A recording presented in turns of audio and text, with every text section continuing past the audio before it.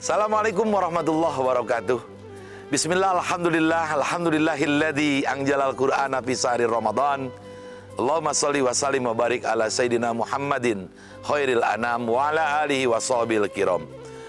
Para pemirsa yang berbahagia, bulan Ramadan adalah bulan satu momentum untuk mengumpulkan bekal kita, melakukan berbagai aktivitas amal ibadah. Ad-dunya darul amal, la darul jaja. Kita mengingat bahwa dunia itu tempat kita membuat investasi amalia.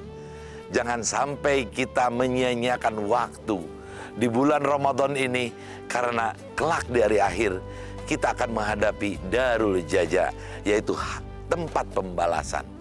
Sekecil apapun amaliah kita, sekecil apapun apa yang kita lakukan di muka bumi ini, pasti amal-amal kita akan kita lihat nanti dan akan kita dapatkan ketika kita sudah menghadapi hari perhitungan dan pembalasan. Untuk itu jangan sampai kita terlena dengan semua aktivitas yang ada. Kita bersyukur diberikan usia yang panjang memasuki bulan Ramadan tahun ini. Kalau kita biasa mata dipakai bersyukur, melihat, membaca, kemudian juga menelaah dan mempelajari ayat-ayat Allah dengan tilawatul Quran, dengan membaca Al-Quran, itu adalah satu investasi amal yang tak terasa.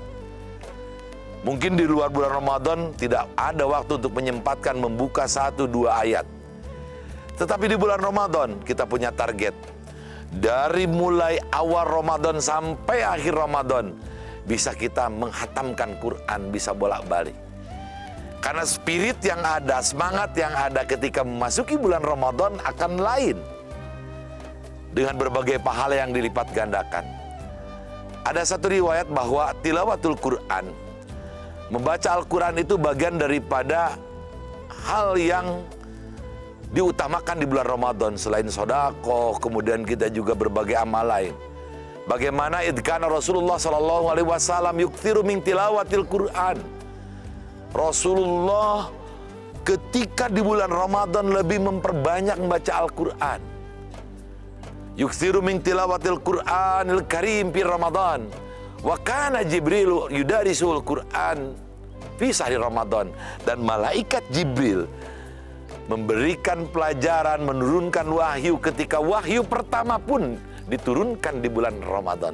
Sebagaimana kita ketahui ada nuzulul Quran. Di sini kita penting mencatat bagaimana ada giroh, ada semangat dalam diri kita. Mau memperbanyak tilawatul Quran, mau berinvestasi bagaimana amal selama bulan Ramadan itu betul-betul menjadi satu catatan-catatan yang kita lakukan di bulan Ramadan. Bahkan di bulan Ramadan, kita kalau biasa di luar bulan Ramadan hanya membaca setelah Fatihah itu surat-surat pendek. Kalau kita lihat fenomena yang ada di Tanah Suci, di Haramain, membiasakan diri kalau kita misalkan mengikuti tarawih setiap malam, itu 1 juz kita bisa selesai. Tapi kalau misalkan dipraktekkan di negara kita di sini, orang ya mungkin belum bisa mengadaptasi, dan tidak mungkin karena dengan kebiasaan melakukan sholat itu ingin waktunya cepat, kemudian juga melakukan sholat itu tidak mungkin lama-lama. Bahkan ada praktek siapa yang paling tercepat itulah yang paling banyak digemari.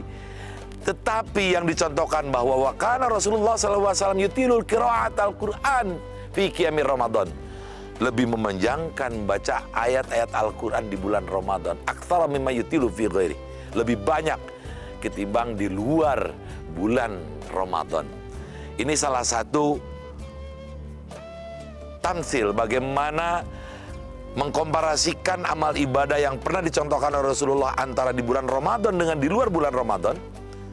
Di bulan Ramadan betul-betul adalah suatu momentum kita melakukan, memperbanyak bacaan ayat Al-Quran, kita melakukan investasi, mempelajari ilmu Al-Quran, lebih gemar Orang ada istilah mungkin anak-anak kita didorong ikut pesantren kilat, ikut mengaji di majelis-majelis.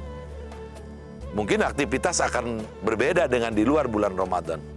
Karena selama bulan Ramadan kita mempelajari ilmu Al-Quran, kita memperbanyak ilmu-ilmu agama, itu bagian daripada investasi amal kita.